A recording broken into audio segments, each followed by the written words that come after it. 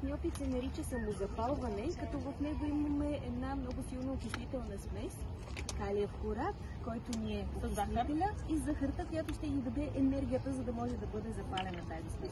Само че, както видяхме преди малко, естествено огън не винаги успява да свърши работа, така че този път ние ще си запалим сместа по малко по-нетрадиционен начин. Рея постави в момента част от сместа хлорат и захар в единият и в другият тигел.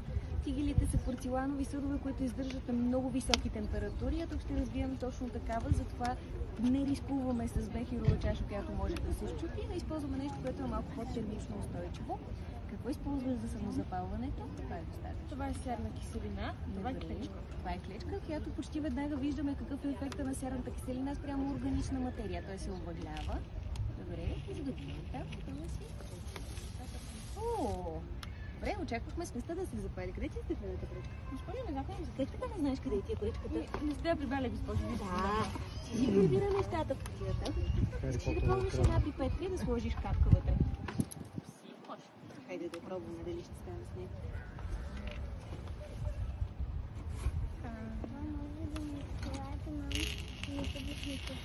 Добре, и една капка.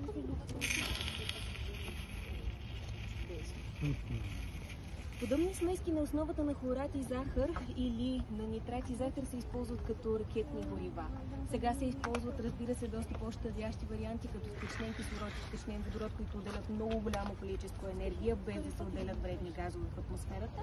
Но преди време сме използвали смеси на основата на хлорат и други горива, така че да изпращаме ракети в космоса.